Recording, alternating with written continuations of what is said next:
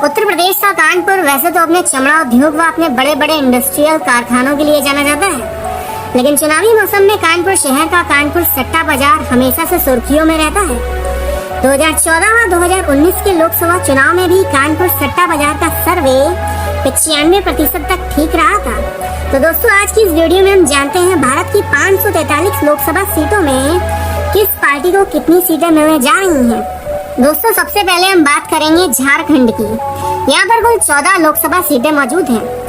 राज्य में झारखंड मुक्ति मोर्चा की सरकार मौजूद है, जिसके मुख्यमंत्री चंपई सोरेन इस समय जेल में बंद है और यही झारखंड मुक्ति मोर्चा पार्टी झारखंड राज्य में इंडिया गठबंधन का नेतृत्व भी कर रही है। दोस्तों, इन 14 लोकसभा सीटों में 6 सीटें भाजपा को मिलती दिख रही हैं, वहीं 8 सीटें सीधे इंडिया गठबंधन जीत रहा है। इसके बाद हम चलते हैं छत्तीसगढ़। दोस्तों, यहाँ पर लोकसभा की कुल 11 सीटें मौजूद हैं। दोस्तों, छत्तीसगढ़ हमेशा से ही नक्सलियों का गढ़ भी माना जाता है। बेरोजगारी, गरीबी व भुखमरी यहाँ की आम समस्या है। दोस्तों, इन 11 लोकसभा सीटों में 5 सीटें भाजपा को मिलती दिख रही हैं, वहीं 6 सीटें सीधे इंडिया गठबंधन जीत रहा है। अब छत्तीसगढ़ के बाद हम चलते हैं मध्य प्रदेश, जहाँ पर कुल 29 लोकसभा सीटें मौजूद हैं। दोस्तों, मध्य प्रदेश को भारतीय जनता पार्टी का गढ़ भी कहा जाता है, क्योंकि यहाँ पर राष्ट्रीय सेवा संघ यानी कि आरएसएस के लोगों के बीच जमीनी पकड़ काफी अच्छी मानी जाती है। तो दोस्तों, मध्य प्रदेश की इन 29 लोकसभा सीटों में 20 सीटें भाजपा को मिलती दिख रही हैं, वहीं 9 सीटें सीधे इंडिया गठबंधन जीत रहा है। मध्य प्रदेश के बाद हम चलते हैं पश्चिम बंगाल। तो दोस्तों, यहाँ पर कुल 42 लोकसभा सीटें मौजूद हैं।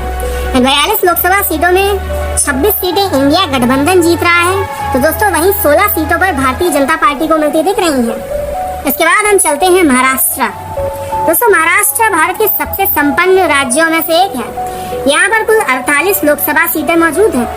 दोस्तों, पहले भारतीय जनता पार्टी का महाराष्ट्र की शिवसेना पार्टी के साथ गठबंधन था, परंतु मुख्यमंत्री बनने की होड़ में वर्तमान मुख्यमंत्री एकनाथ शिंदे ने पार्टी को तोड़कर भाजपा के साथ गठबंधन कर लिया, जिसका खामियाजा कहीं न कहीं शिवसेना के सुप्रीमो उद्धव ठाकरे को उठाना पड़ा।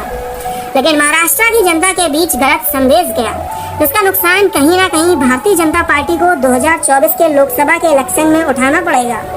तो दोस्तों, महाराष्ट्र की 48 लोकसभा सीटों में 15 सीटें भाजपा को मिलती दिख रही हैं, वहीं 30 सीटें इंडिया गठबंधन सीधे जीत रहा है, वहीं 3 सीटें यहाँ की अन्य पार्टियां भी जीत रही हैं। इसके बाद हम बात करेंगे तेलंगाना की। यहाँ पर कुल लोकसभा की 17 सीटें मौजूद हैं। दोस्तों, तेलंगाना की राजधानी है हैदराबाद, जहाँ से खुद असरुद्दीन ओवैसी चुनाव लड़ते हैं। दोस्तों, तेलंगाना के अंदर भारतीय जनता पार्टी हमेशा से ही कमजोर मानी जाती है, जिसका खामियाजा भाजपा को इस लोकसभा के चुनाव में भी देखने को मिलेगा। दोस्तों, तेलंगाना की इन 17 लोकसभा सीटों में 7 सीटें भाजपा को मिलती दिख रही हैं, वहीं 10 सीटें सीधे इंडिया गठबंधन जीत रहा है। तो दोस्तों, तेलंगाना के बाद अब हम चलते हैं केरला में, जहाँ पर कुल 20 लोकसभा सीटें मौजूद हैं। दोस्तों, केरला के अंदर मुख्य तौर पर कांग्रेस व कम्युनिस्ट पार्टी है। ये दोनों ऐसी राजनीतिक दल हैं जो काफी सक्रिय हैं। ये दोनों दल इंडिया गठबंधन का हिस्सा भी हैं। केरल की इन 20 लोकसभा सीटों में 3 सीटें भाजपा को मिलती दिख रही हैं, वहीं 17 सीटें सीधे इंडिया गठबंधन जीत रहा है। दोस्तों, इसके बाद हम चलते हैं तमिलनाडु। यहाँ पर कुल 39 लोकसभा सीट मौजूद है। दक्षिण भारत के अंदर तमिलनाडु ही ऐसा राज्य है जहाँ पर सबसे ज्यादा लोकसभा सीट मौजूद है। तमिलनाडु की 39 लोकसभा सीटों में 4 भाजपा को मिलती दिख रही हैं, वहीं 35 सीटें सीधे इंडिया गठबंधन जीत रहा है। इसके बाद हम चलते हैं कर्नाटक। दोस्तों, यहाँ पर कुल 28 लोकसभा सीटें मौजूद हैं। कर्नाटक राज्य के अंदर कांग्रेस की सरकार भी है। दोस्तों, कर्नाटक भी एक ऐसा राज्य है जहाँ पर मोदी मैजिक काम नहीं करता। अब क्यों काम नहीं करता ये तो एक अलग विषय है, परंतु कर्नाटक की 28 लोकसभा सीटों में 8 सीटें भाजपा को मिलती दिख रही हैं, वहीं 20 सीटें सीधे इंडिया गठबंधन जीत रहा है। दोस्तों, कर्नाटक के बाद हम चलते हैं आंध्र प्रदेश में। यहाँ पर कुल 25 लोकसभा की सीटें मौजूद हैं। राज्य में वाईएसआर कांग्रेस की सरकार भी है, जिसके मुख्यमंत्री हैं जगन मोहन रेड्डी। आंध्र प्रदेश की इन 25 लोकसभा सीटों में 10 सीटें भाजपा को मिलती दिख रही हैं, वहीं 7 सीटें सीधे इंडिया गठबंधन जीत रहा है। इसके अलावा 9 सीटें यहाँ की लोकल पार्टी वाईएस कांग्रेस जीत रही है। वहीं अब बात कर लेते हैं गोवा की। दोस्तों, गोवा भारत का सबसे छोटा प्रदेश है, जहाँ पर लोकसभा की कुल 2 सीटें मौजूद हैं। इन 2 सीटों में एक सीट भाजपा को व एक सीट इंडिया गठबंधन के खाते में जाते दिख रही है। दोस्तों अब चलते हैं मोदी जी के राज्य गुजरात में। यहाँ पर कुल 26 लोकसभा सीटें मौजूद हैं।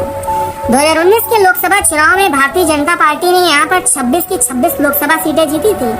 दोस्तों गुजरात को भाजपा व नरेंद्र मोदी का गढ़ भी बोला जाता है। गुजरात से नरेंद्र मोदी 2001 से लेकर 2014 तक मुख्यमंत्री के पद पर कार्यरत भी थे।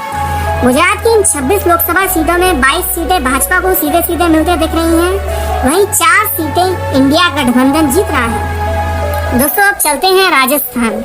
यहाँ पर कुल 25 लोकसभा सीटें मौजूद हैं।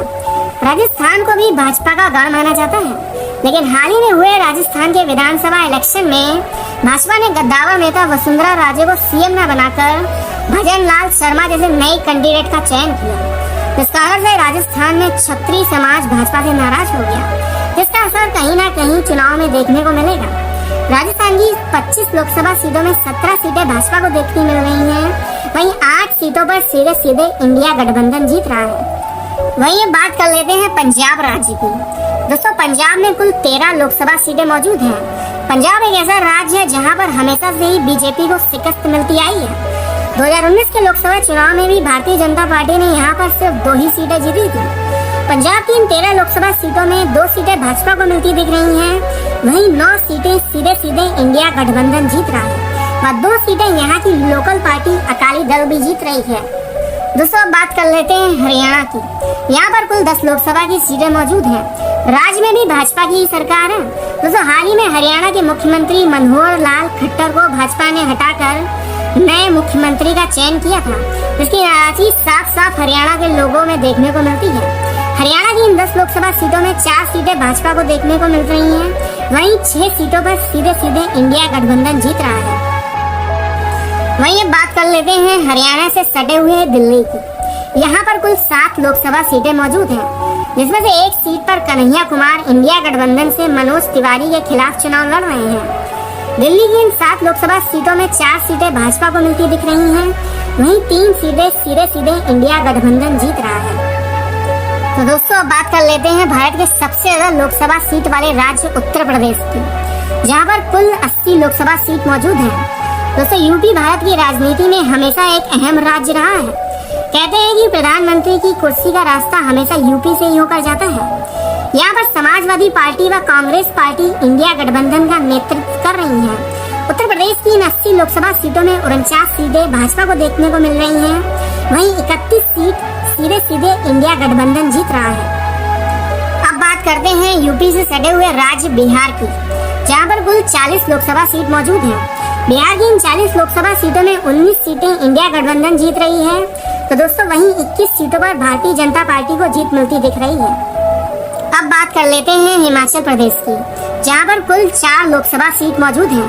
यहां पर 2 लोकसभा सीट भाजपा को और 2 सीट इंडिया गठबंधन जीतता दिख रहा है। दोस्तों अब बात कर लेते हैं असम की। यहाँ पर कुल 14 लोकसभा सीटें मौजूद हैं, जिनमें से 7 सीटें भाजपा जीत रही है, तो वहीं 7 सीटें इंडिया गठबंधन को मिलती दिख रही हैं। इसी तरीके से बात कर लेते हैं उत्तराखंड की, जहां पर कुल 5 लोकसभा सीटें मौजूद हैं। 2019 के चुनाव में 5 की 5 सीटें भारतीय जनता पार्टी ने जीती थी, लेकिन इस बार 3 सीटें भाजपा जीत रही है, तो वहीं 2 सीटें इंडिया गठबंधन के हाथ में आएंगी। उत्तराखंड के बाद चलते हैं उड़ीसा। यहाँ पर कुल 21 लोकसभा सीटें मौजूद हैं। दोस्तों उड़ीसा में भाजपा 5 लोकसभा सीटें जीत रही है, तो वहीं 6 सीटें इंडिया गठबंधन को मिल सकती हैं। इसके अलावा 10 लोकसभा सीटें यहाँ की लोकल पार्टी बीजू जनता दल जीत रही है। इसी तरीके से आप जम्मू कश्मीर को भी देख लेते हैं, तो यहाँ पर कुल 6 लोकसभा की सीटें मौजूद हैं, जिसमें 2 सीटें भारतीय जनता पार्टी जीत रही है, तो वहीं 4 सीटें सीधे सीधे इंडिया गठबंधन जीत रहा है। इसके बाद बात कर लेते हैं सिक्किम की, जहां पर 1 लोकसभा सीट है जो भाजपा के खाते में जाती दिख रही है। इसके बाद हम बात कर लेते हैं मेघालय की, जहां पर 2 लोकसभा की सीटें मौजूद हैं, जिसमें 1 सीट भाजपा को व 1 सीट इंडिया गठबंधन को जाती दिख रही है।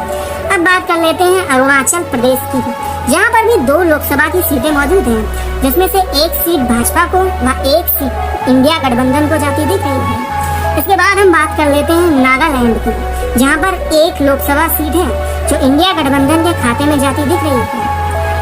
नागालैंड के बाद हम बात कर लेते हैं मणिपुर की, जहां पर 2 लोकसभा सीटें मौजूद हैं। मणिपुर की ये दोनों सीटें इंडिया गठबंधन के खाते में जाती दिख रही हैं। अब हम बात करेंगे त्रिपुरा की, जहां पर 2 लोकसभा की सीटें मौजूद हैं। इसमें से एक सीट भाजपा को मिलती दिख रही है, तो वहीं एक सीट इंडिया गठबंधन जीत रहा है। दोस्तों, इसके बाद हम बात कर लेते हैं अंडमान निकोबार की, जहां पर 1 लोकसभा की सीट मौजूद है। ये 1 लोकसभा की सीट इंडिया गठबंधन के खाते में जाती दिख रही है। वहीं अंडमान निकोबार के बाद हम बात करेंगे लक्षद्वीप की, जहां पर भी 1 लोकसभा सीट मौजूद है, जो कि इंडिया गठबंधन के खाते में जाती दिख रही है। लक्षद्वीप के बाद हम चलेंगे दादर नगर हवेली, जहां पर लोकसभा की कुल 2 सीटें मौजूद हैं, जिनमें से एक सीट भाजपा को और एक सीट इंडिया गठबंधन को जाती दिख रही है।